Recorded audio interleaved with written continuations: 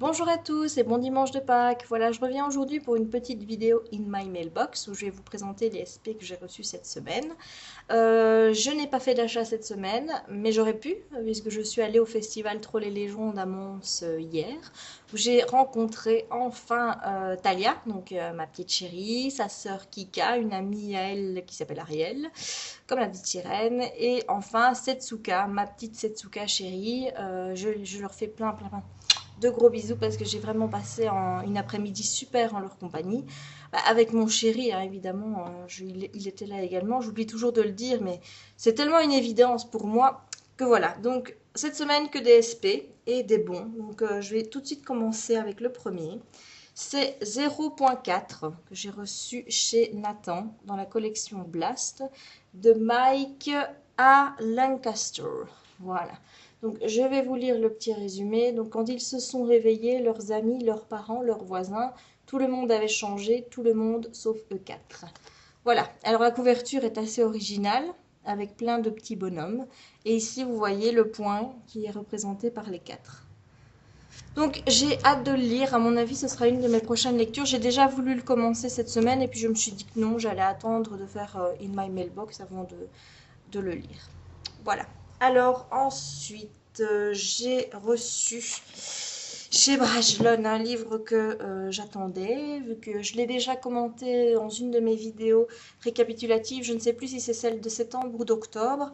C'était un coup de cœur. C'était la deuxième saga de James Clemens. Il s'agit des Chroniques des dieux. Et bien voici le second tome, L'ombre du chevalier. Et je dois dire que je suis vraiment fan de la cover. Elle est vraiment magnifique. Donc celui-ci aussi, j'ai très envie de le lire. J'avais vraiment aimé le premier tome. Donc je vais essayer de le caser dans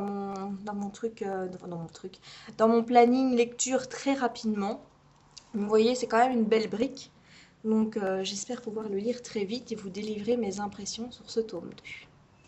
Alors, ensuite j'ai été gâtée chez Hachette Jeunesse dans la collection Black Moon avec un livre d'Elizabeth Chandler, Le Retour de l'Ange, le premier tome.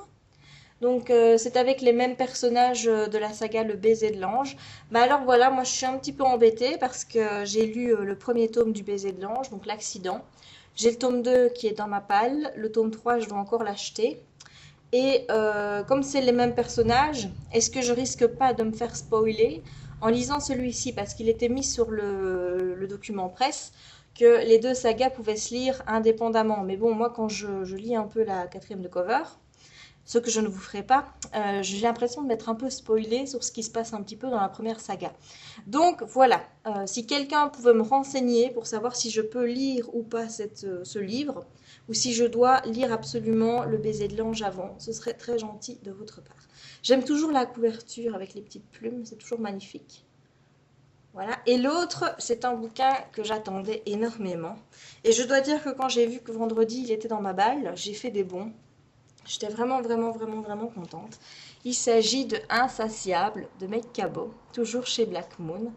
Voilà, vous en avez assez des vampires, Mina Harper aussi. Donc c'est le premier Black Moon humoristique, c'est comme ça que l'éditeur l'a présenté. Donc j'ai vraiment hâte de le lire. Là aussi, je vous dis, j'ai failli le commencer vendredi. Puis je me suis dit non, attends quand même la semaine prochaine. Donc à mon avis, je vais le lire très vite parce que j'en ai hyper envie. Voilà. Donc ça va être un bon moment d'humour. Alors, les motards sont sortis.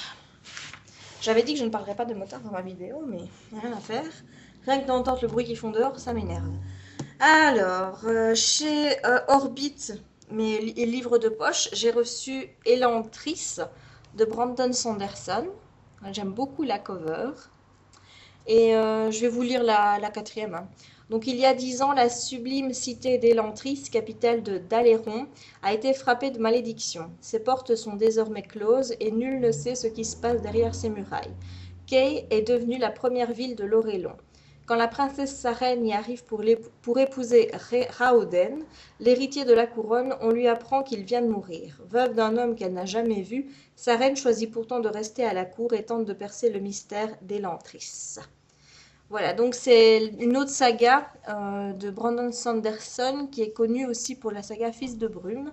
Et ici, je vois que au niveau des parutions, donc pour le livre de poche, ce premier tome ici correspond en fait à 2 volumes qui étaient qui étaient sortis chez Orbit en grand format. Et ça correspond à Chute et Rédemption, donc tome 1 et tome 2. Donc ici, c'est qu'un tome. Et vous voyez, c'est quand même une belle brique, hein. Voilà. Donc celui-là aussi, j'ai très envie de le lire. Donc je ne sais pas quand, mais j'espère bientôt. Alors, chez Orbit, puisqu'on est toujours dans le Brandon Sanderson, on m'a envoyé le tome 3 justement de Fils des Brumes, les héros des siècles, voilà la cover. Alors, j'ai le premier tome qui m'avait été offert lors de ma visite dans les locaux d'Orbit. Et vu que j'avais pas le deuxième, je l'ai dit à ma petite Audrey. J'ai dit, j'ai reçu le tome 3, mais j'ai pas le tome 2. Elle m'a dit, on va arranger ça. Donc, je devrais bientôt recevoir le tome 2. Comme ça, je pourrai commencer cette saga. Quoique je peux déjà la commencer maintenant, parce que quand on voit un petit peu l'épaisseur des livres, je me dis que bon, je serai déjà bien occupée avec le tome 1 pendant un bon moment. Donc ça aussi, c'est une saga que j'ai très envie de commencer, parce que j'entends que des bons échos sur cette saga. Voilà, la saga Fils des Brumes, ici c'est le tome 3, le héros des siècles, et toujours ces motards. À croire qu'ils le font exprès quand je me mets devant ma cam, hein. C'est dingue. Et c'est écrit par Brandon Sanderson, et c'est aux éditions Orbit. Voilà, alors, j'ai également reçu un bouquin des éditions PBF et qui a été écrit par Pascal Bressan. Alors, c'est un bouquin que j'avais vu à la FNAC. Il portait l'appellation Coup de cœur FNAC. Donc, je me suis dit, pourquoi pas. Et j'ai contacté l'auteur, les maisons d'édition pour voir s'il y avait moyen de l'avoir en service presse. Et le responsable m'a bien évidemment répondu positivement. Je dis bien évidemment comme si c'était une chose tout à fait naturelle, mais non, je voulais dire qu'il m'avait répondu bien gentiment qu'il me l'enverrait. Et voici, c'est Magie Noire Grimoire, Magie Blanche Alliance. J'aime beaucoup la cover, je vous la mets ici. Ça.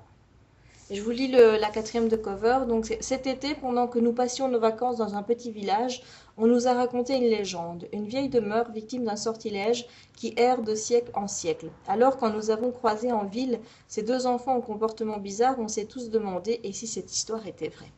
Donc je sais qu'il y a un 2e tome parce que je l'ai vu à la FNAC aussi. Donc je vais toujours commencer par celui-ci, je vais voir ce que ça vaut. Moi personnellement j'étais hyper tentée par la 4e de cover que je viens de vous lire et deuxièmement par la cover que je trouve vraiment très très très très jolie. Donc ça aussi je vais essayer de le lire très rapidement pour vous donner mon avis. Et enfin j'ai encore reçu des livres chez Gallimard. Là, il va falloir que je contacte l'attaché presse parce que c'est tous des suites. Donc, c'est un petit peu embêtant. Donc, attendez, parce que j'avais reçu... Voilà, j'ai reçu ici donc le Diamant des Ténèbres. Donc, c'est le 4e tome de la Cité de l'Ombre.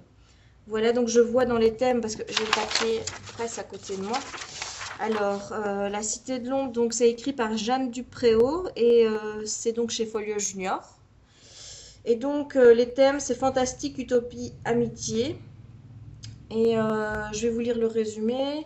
Quoique non, je ne vais pas vous le lire parce qu'étant donné que c'est un tome 4, on risque de spoiler. Je ne sais pas sur quoi vu qu'on ne connaît pas, mais bon, je préfère pas le lire. Donc, apparemment, c'est le dernier tome de la saga. Je sais ce que je lis, donc voilà. Donc, je vais essayer d'en parler à l'attaché presse pour essayer d'avoir les autres tomes. Comme ça, je pourrai vous donner mon avis très bientôt. Alors, j'ai ensuite reçu Griffes de glace de David Gilman, toujours chez Folio. Zone danger 2, donc là aussi c'est un tome 2. Donc là aussi, je vais voir s'il n'y a pas moyen d'avoir le tome 1 pour pouvoir vous délivrer mon avis le plus rapidement possible.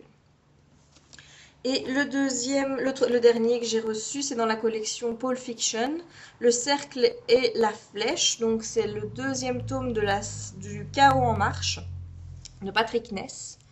Donc ça m'a l'air quelque chose de thriller, un peu. Donc ça a l'air pas mal du tout. Beau livre, belle brique. Excusez-moi. Donc celui-ci aussi, je vais essayer d'avoir le tome 1 qui s'appelle La Voix du couteau pour vous délivrer mes avis très très très rapidement. Voilà, c'est des bouquins qui font envie. C'est en poche, donc ça va aller vite. Et bien voilà, c'est tout pour moi cette semaine. C'est déjà pas mal. Je suis très très contente parce que ma palle était vraiment bien garnie.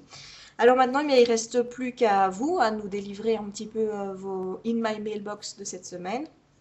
Je vous rappelle encore une fois que pour le rassemblement des articles, c'est chez Lilybook que ça se passe. Donc encore une fois, je mettrai le lien ici pour que vous puissiez aller mettre le vôtre. Voilà, et bien je vous souhaite un bon dimanche de Pâques, un bon lundi de Pâques et je vous dis à très vite. Au revoir!